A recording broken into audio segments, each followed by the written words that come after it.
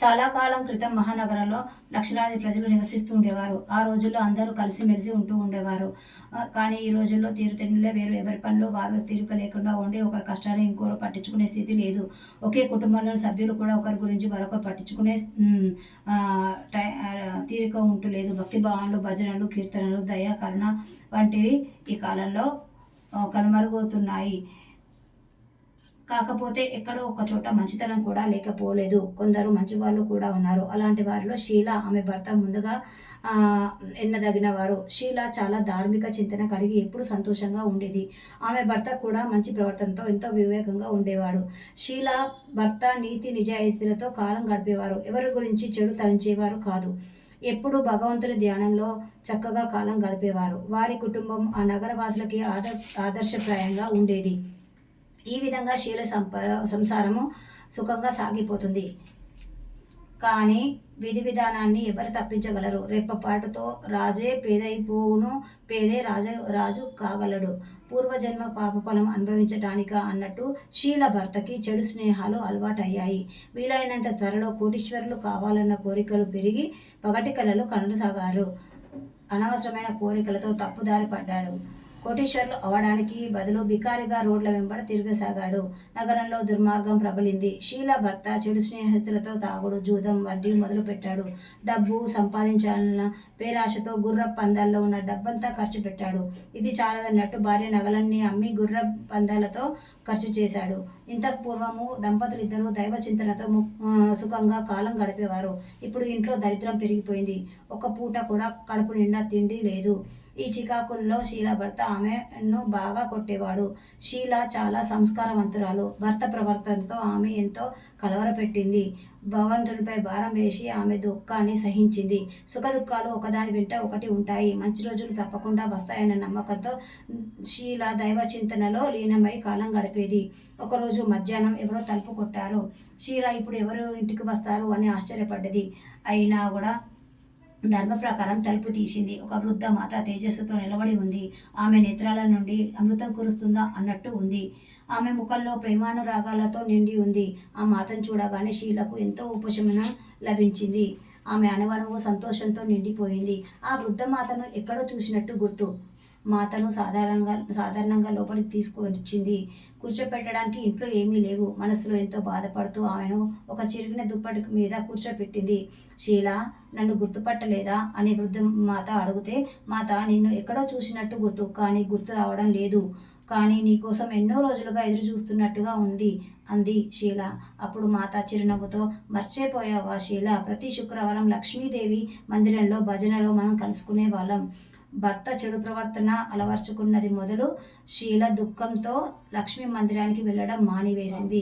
ఇరుగు పొరుగులతో మాట్లాడడానికి కూడా సిగ్గుగా ఉండేది. ఎక్కడికి వెళ్ళేది కాదు.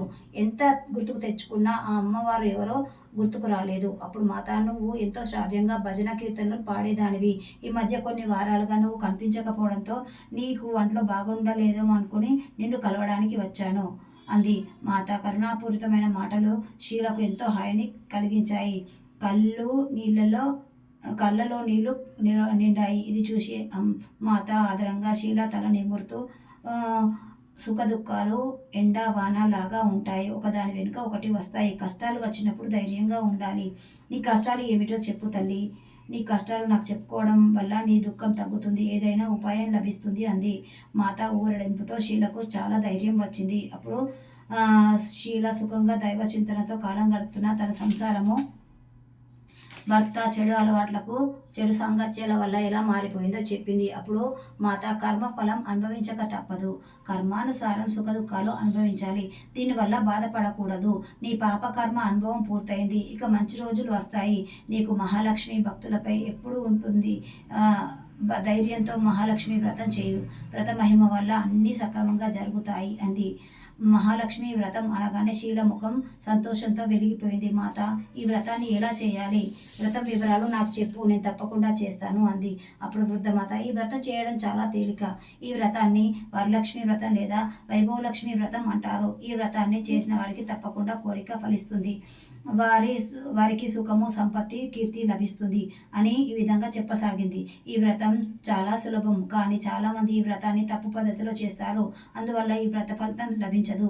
బంగారు నగలు, పూజలు, పసుపు, కుంకుమతో చేయడమే వ్రతం అనుకుంటారు, కానీ అది తప్పు. ఏ వ్రతం చేయాలన్నా శాస్త్రీయ పద్ధతిలో చేయాలి. అప్పుడే మనకు మంచి ఫలితం లభిస్తుంది. బంగారు నగలచే పూజించడం వల్ల వ్రతం పూర్తయింది అనుకుంటే ఈ పాటికి చాలామంది లక్షాధికారులు అయ్యేవారు. నిజానికి బంగారు నగల కన్నా పూజా విధానం విధి విధానంగా చేయడం మంచిది.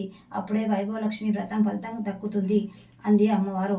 ఈ వ్రతం శుక్రవారం నాడు చేయాలి. పొద్దున్నే లేచి తలంటు స్నానం చేసుకొని శుభ్రమైన బట్టలు వేసుకొని రోజంతా ఎవరి గురించి చెడుగా మాట్లాడకుండా జై మాతా లక్ష్మి, జై మాతా లక్ష్మి, జై మాతా లక్ష్మి అనుకుంటూ ఉండాలి.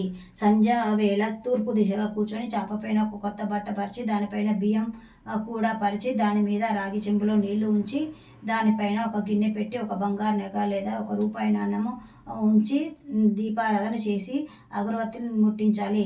అమ్మవారికి ఎన్నో రూపాలు. మాతాలక్ష్మికి శ్రీయంత్రం అన్న చాలా ప్రియమైంది. అందుకని పూజ ప్రారంభించే మొదలు ప్రప్రథమంగా శ్రీయంత్రానికి, తర్వాత లక్ష్మీదేవికి వివిధ రూపాలకు నిజమైన భక్తితో నమస్కరించాలి. తర్వాత లక్ష్మీ స్తుతిని పఠించాలి.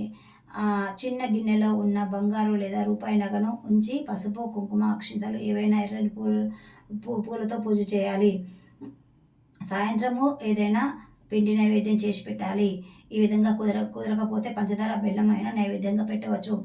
తర్వాత హారతి ఇచ్చి 11 సార్లు భక్తితో జై మాతా లక్ష్మి అని అనుకోవాలి.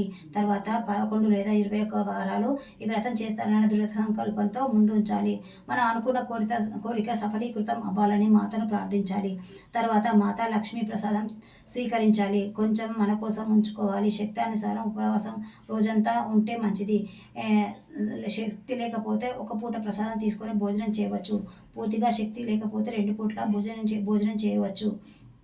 తర్వాత గిన్నెలో ఉంచిన నగను లేదా రూపాయి నాణాన్ని భద్రపరిచి కలశంలో ఉన్న నీళ్ళను తులసమ్మ చెట్టులో పోయాలి.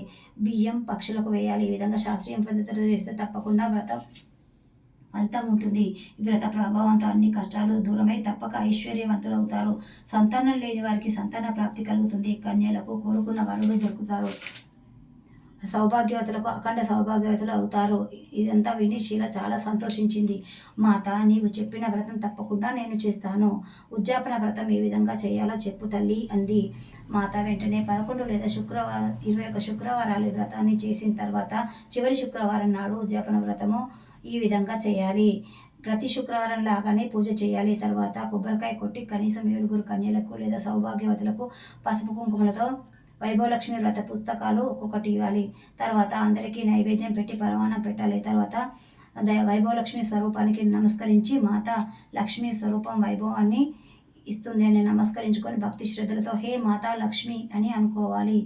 నేను నిర్మలమైన మనసుతో భక్తి శ్రద్ధలతో ఈ వ్రతాన్ని వైభవలక్ష్మి వ్రతాన్ని చేస్తాను. మాత, నేను అనుకున్న కోరికలన్నీ తీర్చు తల్లి. అందరినీ దయతో చూడు తల్లి.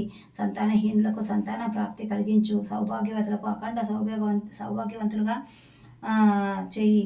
కన్యలకు వారు కోరుకున్న భర్తలను ప్రసాదించు. నీ చమత్కారమైన వ్రతమును ఎవరైతే చేస్తారో భక్తి శ్రద్ధలతో వారికి కష్టాలు దూరం చెయ్యి. అమ్మా, నీ మహిమలు ఎన్నెన్నో. అందరికీ సుఖ సంతోషాలు కలిగించు తల్లి అని నమస్కరించాలి అని చెప్పింది వృద్ధమాత. వృద్ధమాత వివరించిన వైభవలక్ష్మి వ్రతం, ఉద్యాపన వ్రతం విని చాలా సంతోషించింది.